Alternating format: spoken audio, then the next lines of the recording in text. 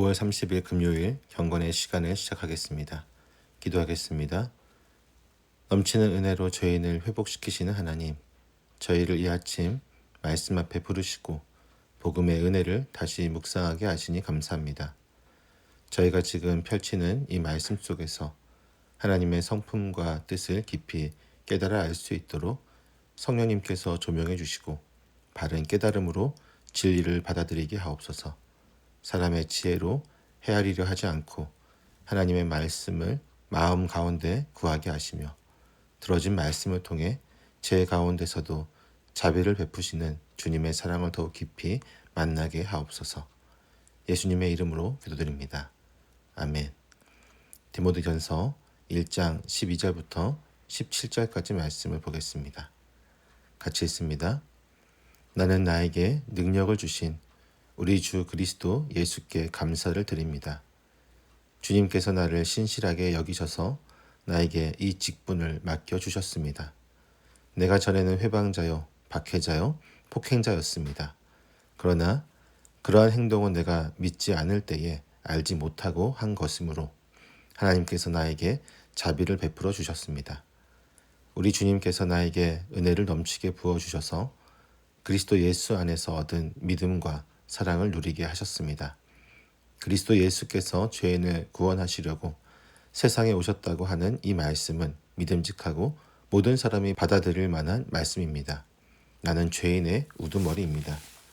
그러나 하나님께서는 나에게 자비를 베푸셨습니다. 그 뜻은 그리스도 예수께서 끝없이 참아주심의 한 사례를 먼저 나에게 드러내 보이심으로써 앞으로 예수를 믿고 영생을 얻으려고 하는 사람들의 본보기로 삼으시려는 것입니다. 영원하신 왕, 곧 없어지지도 않고 보이지도 않는 오직 한 분이신 하나님께 존귀와 영광이 영원 무궁토록 있기를 빕니다. 아멘. 바울은 자신에게 능력을 주신 그리스도 예수 우리 주님께 감사를 드린다고 고백합니다. 이 감사는 감정의 표현을 넘어 지금도 계속 이어지고 있는 지속적인 감사의 태도를 가리킵니다. 하나님께서 자신을 부르셨고 또 그 직분을 감당할 수 있도록 능력을 주셨기 때문에 드리는 감사인 것입니다. 더욱이 그가 어떤 사람이었는지를 생각해 보면 이 고백은 참으로 놀랍습니다. 바울은 자신이 이전에 회방자요, 박해자요, 폭행자였다고 고백합니다. 그는 말과 행동으로 예수님을 부인했고 교회를 박해했으며 성도들을 해치려고 했던 사람이었습니다. 그런데 주님께서는 그런 그를 버리지 않으시고 도리어 복음을 맡기는 자리에 세워주셨습니다. 본문에서 나를 신실하게 여기셔서 이 직분을 맡기셨다는 표현은 바울이 본래 자격이 있어서 사역을 맡았다는 뜻이 아닙니다. 하나님께서 바울을 부르심으로 그를 신실한 자로 만들어주셨다는 뜻입니다. 초대교부 어거스틴은 하나님은 가치 있는 자를 택하시는 것이 아니라 택하심으로 그를 가치 있게 만드신다고 말한 바 있습니다. 바울이 받은 능력은 고난을 견디는 힘이나 기적을 행하는 능력이 아닙니다. 그 능력은 복음을 전할 사명을 감당하게 하는 힘, 곧 복음이 위임된 자로서 살아갈 수 있는 힘이었습니다. 고린도후서 4장 7절 이하에서 바울은 이 능력을 질그릇에 담긴 보배에 비유하며 자신의 연약함 속에서도 복음의 능력이 나타나는 은혜를 고백하고 있습니다. 바울은 이어서 하나님께서 자신에게 자비를 베푸셨다고 말합니다. 여기서 자비는 죄인을 회복시키시는 하나님의 적극적인 구원 행위를 가리킵니다. 바울은 자신이 알지 못하고 믿지 않았을 때에 그런 일들을 했다고 고백하지만 그렇다고 해서 자신의 죄를 가볍게 여기지 않습니다. 그는 자신의 죄가 무지에서 비롯된 죄였다고 고백하며 그것이 하나님의 긍휼의 대상이 되었음을 보여줍니다. 하나님께서는 바울에게 자비를 베푸셨을 뿐 아니라 은혜를 넘치게 부어주셨습니다. 14절에서 바울은 은혜가 풍성히가 아니라 넘치게 부어졌다고 표현합니다. 원어적으로 보면 이 표현은 단 한 번 쓰인 희귀한 단어인데 일반적인 충만함을 넘어 과잉에 가까운 개념입니다. 하나님의 은혜는 적당히 주어지는 것이 아니라 상상을 초월할 만큼 넘치도록 쏟아집니다. 그 결과 바울은 예수 그리스도 안에서 믿음과 사랑을 누리게 되었습니다. 믿음은 하나님의 은혜에 대한 반응이며 사랑은 그 은혜 안에서 자라는 열매입니다. 믿음과 사랑은 단지 바울 개인의 내면적인 변화가 아니라 그의 사명과 삶 전체를 지탱하는 근간이었습니다. 이처럼 바울은 자신의 부르심이 철저히 하나님의 은혜로부터 시작되었고 그 은혜가 지금도 여전히 자신을 붙들고 있음을 고백하고 있습니다. 이 은혜의 기억이 오늘 하루를 시작하는 우리 마음에 깊이 새겨지기를 바랍니다. 바울은 15절에서 복음의 본질을 담은 고백을 전하고 있습니다. 그리스도 예수께서 세상에 오신 것은 죄인을 구원하기 위함이라는 이 말씀은 초대교회 공동체가 함께 붙잡고 있었던 믿음의 핵심이었으며 지금도 여전히 모든 이가 마음 깊이 받아들여야 할 진리입니다. 바울은 여기서 자신이 그 죄인들 가운데서 가장 앞선 자라고 고백합니다. 여기서 사용된 우두머리라는 표현은 죄인의 대열에 앞장선 존재로서의 위치를 나타내며 그가 복음 이전에 살아왔던 삶의 무게를 그대로 인정하는 고백입니다. 그는 과거에 그리스도를 대적했고 진리를 무너뜨리기 위해 싸웠던 사람이었습니다. 바울에게 복음이 임했다는 사실 자체가 하나님의 자비가 얼마나 깊고 강한지를 보여주는 살아있는 증거입니다. 에베소서 3장 8절에서 바울은 자신을 모든 성도 가운데 가장 작은 자라고도 표현합니다. 그런 표현들은 자기 비하가 아니라 하나님의 은혜 앞에 선 이가 자신을 올바르게 바라보게 되는 자리에서 나오는 인식입니다.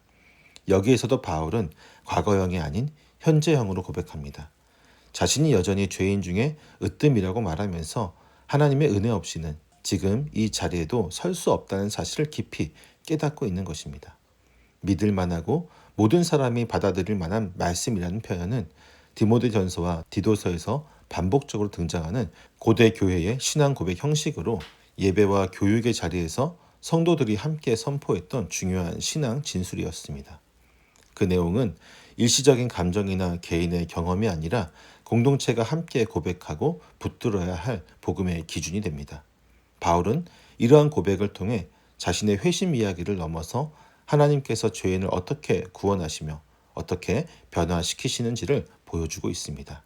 그리스도께서 오신 목적은 죄를 무너뜨리고 그 죄 가운데 있던 이들을 새로운 생명 안으로 이끄시는 것이며 바울은 그 구원의 은혜가 구체적으로 나타난 한 사람의 사례였습니다. 초기 교회의 많은 성도들 역시 과거의 삶에서 벗어나 복음 안에서 새롭게 된 사람들이었습니다. 그들의 삶은 외부로부터 조롱을 받기도 했지만 그 조롱은 결국 복음의 능력이 얼마나 실제적인지를 보여주는 반증이 되었습니다. 이처럼 바울은 자신을 통해 하나님의 은혜가 죄인을 어떻게 거룩하게 하시는지를 증언합니다.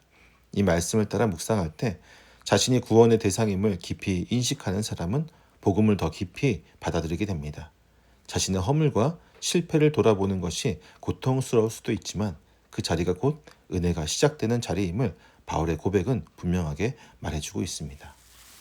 바울은 16절에서 하나님께서 자신에게 자비를 베푸신 더 깊은 목적을 밝히고 있습니다. 본문은 이렇게 시작합니다. 그러나 하나님께서는 나에게 자비를 베푸셨습니다. 이미 앞절들에서 밝힌 바와 같이 바울은 회방자요, 박해자요, 폭행자였던 자신의 과거를 분명히 인식하고 있었습니다. 그러나 그와 같은 죄인에게 하나님께서 자비를 베푸신 것은 그를 통해 하나님의 오래 참으심과 긍휼을 나타내시려는 깊은 의도가 있었습니다. 그 뜻은 그리스도 예수께서 끝없이 참아주심의 한 사례를 먼저 나에게서 드러내 보이심으로써 앞으로 예수를 믿고 영생을 얻으려고 하는 사람들의 본보기로 삼으시려는 것입니다. 라는 말씀은 바울 개인의 회심이 단절된 과거의 사건이 아니라 앞으로도 계속해서 동일한 은혜의 방식으로 역사하실 하나님의 구원의 모델임을 말해줍니다. 여기서 말하는 본보기는 하나님께서 바울에게 베푸신 긍휼이 죄인을 향한 하나님의 성품이 어떠한지를 구체적으로 보여주는 표본이고 그 자비가 얼마나 지속적이고 참을성 있는지를 드러내는 하나의 구속사적인 도식을 나타냅니다.